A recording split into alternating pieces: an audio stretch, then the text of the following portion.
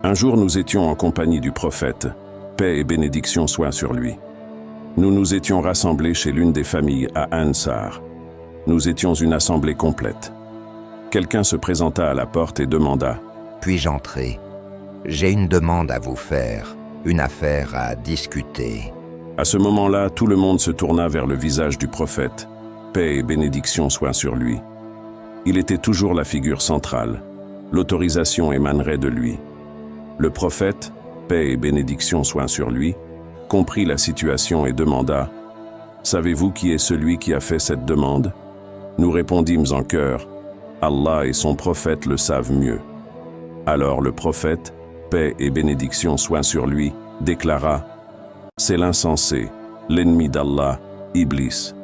Que la malédiction d'Allah soit sur lui. » Sur cela, Omar s'exclama immédiatement « Ô messager d'Allah, autorise-moi à le tuer. » Le prophète, paix et bénédiction soient sur lui, ne lui accorda pas cette autorisation et dit « Arrête, ô Omar, ne sais-tu pas qu'un délai lui a été accordé jusqu'à une date précise?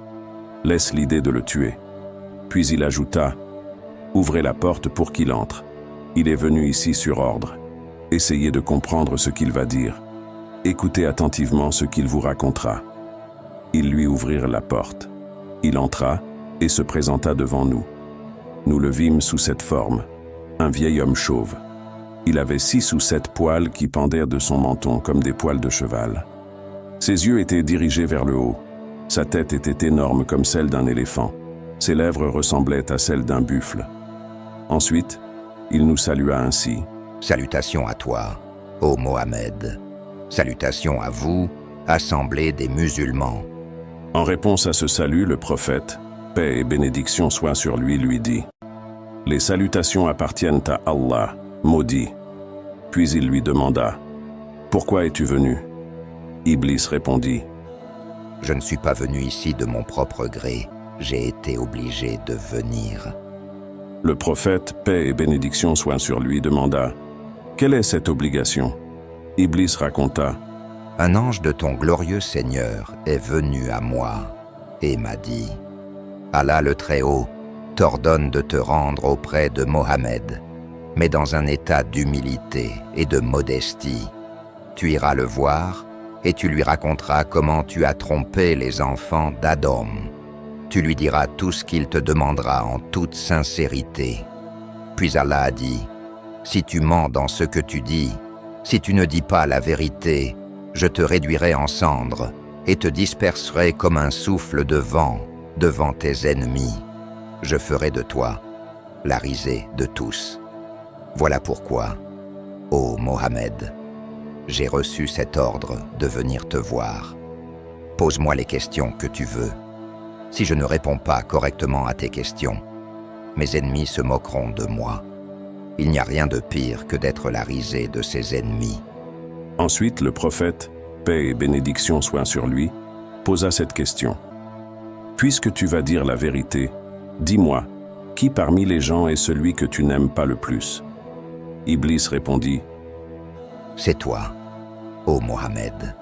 Parmi toutes les créatures d'Allah, il n'y a personne que je déteste plus que toi. » Le prophète, paix et bénédiction soient sur lui, demanda « Contre qui as-tu le plus d'animosité et de haine après moi ?» Iblis répondit « Contre un jeune pieux qui a voué toute son existence à la voie d'Allah. » Ensuite, le dialogue se poursuivit comme suit.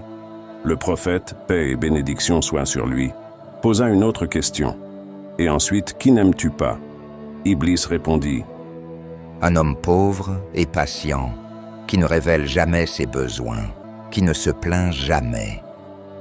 Le prophète, paix et bénédiction soient sur lui, demanda Alors comment sais-tu qu'il est patient?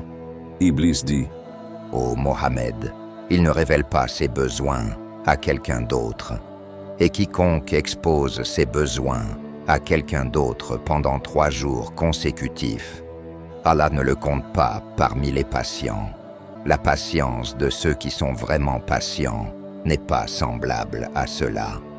En somme, je discerne sa patience par sa condition, son comportement et son absence de plainte. Le prophète, paix et bénédiction soient sur lui, poursuivit. Et ensuite qui? Iblis répondit. Celui qui est riche et reconnaissant. Le prophète, paix et bénédiction soient sur lui, demanda. Comment sais-tu qu'il est reconnaissant? Iblis dit. Je le sais quand je le vois dépenser son argent honnêtement et le distribuer à sa place. Je sais alors qu'il est un riche reconnaissant. Le prophète, paix et bénédiction soient sur lui, changea ensuite de sujet et lui posa une autre question. Et comment es-tu quand ma communauté se lève pour la prière? Iblis répondit. Ô Mohammed, je suis pris de frissons comme si j'étais atteint de paludisme. Je tremble. Le prophète, paix et bénédiction soient sur lui, demanda. Pourquoi es-tu ainsi, ô maudit? Iblis répondit. Parce qu'un serviteur qui se prosterne pour Allah monte d'un degré. Le prophète, paix et bénédiction soient sur lui, demanda ensuite. Et comment es-tu quand il jeûne? Iblis répondit. À ce moment-là, je suis enchaîné jusqu'à ce qu'ils rompent leur jeûne. Le prophète, paix et bénédiction soient sur lui pour... Et comment es-tu quand ils font le pèlerinage? Iblis répondit. Alors, je perds complètement la tête. Le prophète, paix et bénédiction soient sur lui, demanda. Et comment es-tu quand ils récitent le Coran? Iblis répondit. À ce moment-là, je fonds comme du plomb fondu dans le feu. Le prophète, paix et bénédiction soient sur lui, demanda finalement. Et comment es-tu quand ils donnent la charité? Iblis répondit. À ce moment-là, ma situation devient très difficile. C'est comme si quelqu'un prenait une scie et me coupait en deux. Le prophète, paix et bénédiction soient sur lui, demanda. Pourquoi es-tu coupé en deux comme ça, ô Abu Moura? En réponse, Iblis dit. Laisse-moi te l'expliquer.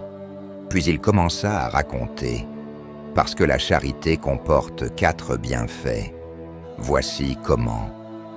Allah le Très-Haut apporte la bénédiction au bien de celui qui donne la charité. La charité rend la personne bien-aimée de sa communauté. Allah le Très-Haut place un voile entre cet homme et l'enfer. Allah le Très-Haut éloigne de lui les épreuves, les difficultés et les soupirs. Le prophète, paix et bénédiction soient sur lui, posa des questions sur ses compagnons. Qu'en est-il d'Abou Bakr? Iblis répondit.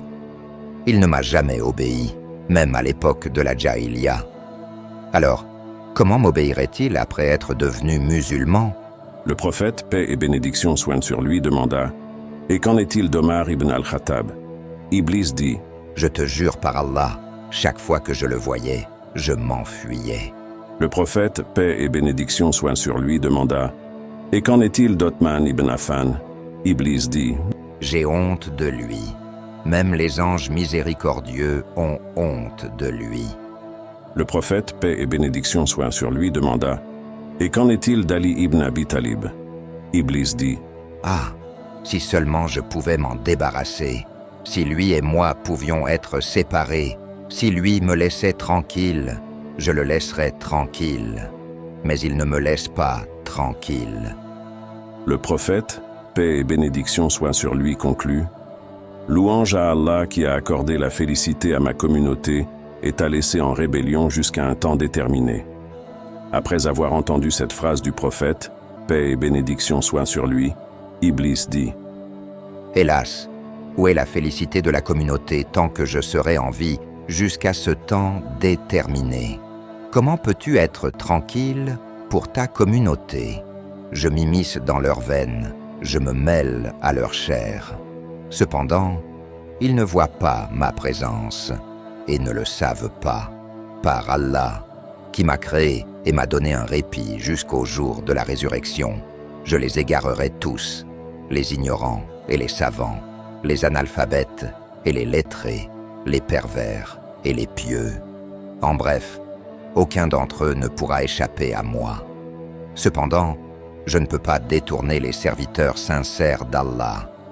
Oui, je ne peux pas les égarer.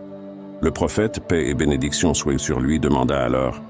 Selon toi, qui sont les serviteurs sincères et dévoués? Iblis répondit.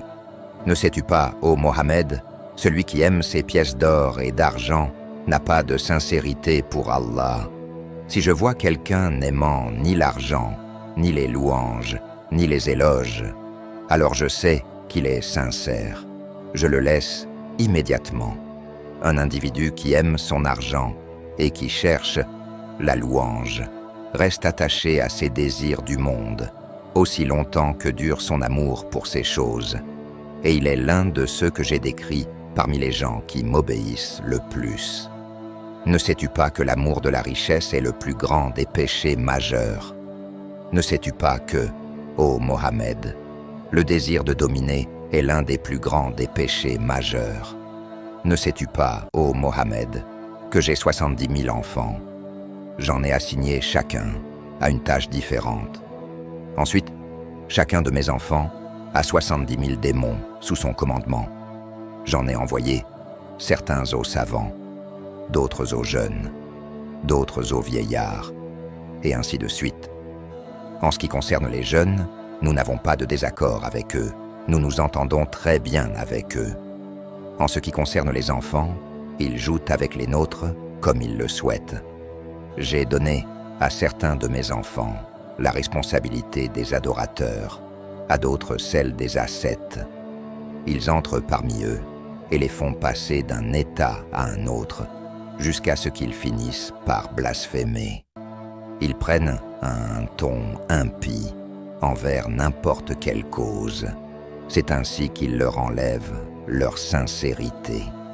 Ces gens effectuent alors leur culte sans sincérité, sans le réaliser. Ensuite, Iblis commença à raconter l'histoire d'un moine qui l'avait trompé. Ne sais-tu pas, ô Mohammed, que le moine Barsissa a adoré Allah sincèrement pendant 70 ans. Après ses actes de dévotion, il avait atteint un tel niveau de sincérité que chaque prière de guérison qu'il faisait était exaucée. J'ai toujours été à ses côtés. Il commit l'adultère, il commit un meurtre et finalement, il renia sa foi. C'est lui dont Allah le Très-Haut parle ainsi dans le noble Coran. Ils sont semblables au diable quand il dit à l'homme « Sois mécréant ».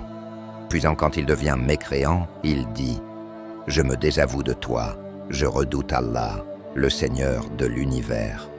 C'est ainsi que l'argument de l'impie lui parut vrai. Ensuite, Iblis se concentra sur certains des vices humains et expliqua comment il en profitait. Mentir. Ne sais-tu pas, ô Mohammed, que le mensonge fait partie de moi et que le premier menteur, c'est moi? Celui qui ment devient mon ami. Celui qui jure faussement au nom d'Allah devient mon bien-aimé. Ne sais-tu pas, ô Mohammed, que j'ai juré à Adam et Ève un faux serment au nom d'Allah? J'ai dit, je vous conseille vraiment. Je fais cela parce que j'apprécie le mensonge. Calomnie. En ce qui concerne la calomnie et l'espionnage, ils sont également mes fruits et ma réjouissance. Jurer sur le divorce. Quiconque jure sur le divorce craint qu'il ne soit pécheur, que ce soit une seule fois ou pour une chose vraie. Celui qui prononce le mot de divorce rend sa femme interdite jusqu'à ce que la vérité soit établie. Dans cet état, les enfants qu'ils auront jusqu'au jour du jugement seront tous illégitimes à cause de ce mot de divorce prononcé. Tous iront en enfer à cause de ce mot, la prière. Quant à celui qui retarde sa prière, laisse-moi t'expliquer. Chaque fois qu'il veut se lever pour la prière, je l'attrape. Je lui suggère, le temps n'est pas encore venu, tu es occupé en ce moment. Occupe-toi de tes affaires pour l'instant, tu pourras prier plus tard. Il retarde alors sa prière en dehors de son temps, et à cause de cela, sa prière est rejetée. Si cette personne me bat en restant constante dans la prière, j'envoie un démon humain pour l'empêcher de prier à temps. Si elle me bat aussi dans cette situation, alors je cherche à perturber sa concentration pendant la prière. Je lui murmure « Regarde à droite, regarde à gauche ». Elle obéit, et je caresse son visage, l'embrasse sur le front. Ensuite, je lui dis « Tu as fait quelque chose de très mal ». Ainsi, je trouble sa tranquillité mentale. Tu sais aussi, ô Mohammed, que celui qui regarde beaucoup à droite et à gauche pendant la prière Allah ne lui accepte pas sa prière, il la rejette. Si je suis toujours vaincu dans cette affaire, je vais à lui quand il prie seul, et je lui ordonne de se dépêcher. Il commence alors à prier rapidement, tout comme le coq qui gratte le sol pour ramasser quelque chose. Si je ne réussis toujours pas à le faire, alors quand il prie en congrégation, je vais à côté de lui. Je mets un foulard sur sa tête avant l'imam, et je lui fais relever la tête du soujoud et du roukou avant l'imam. Avant l'imam, je le fais aussi faire soujoud et roukou. C'est pourquoi le jour du jugement, Allah transformera sa tête en tête d'âne. Si cette personne me bat encore dans cette affaire, alors je lui ordonne de cliqueter ses doigts pendant la prière. Ainsi, il fait partie de ceux qui me glorifient.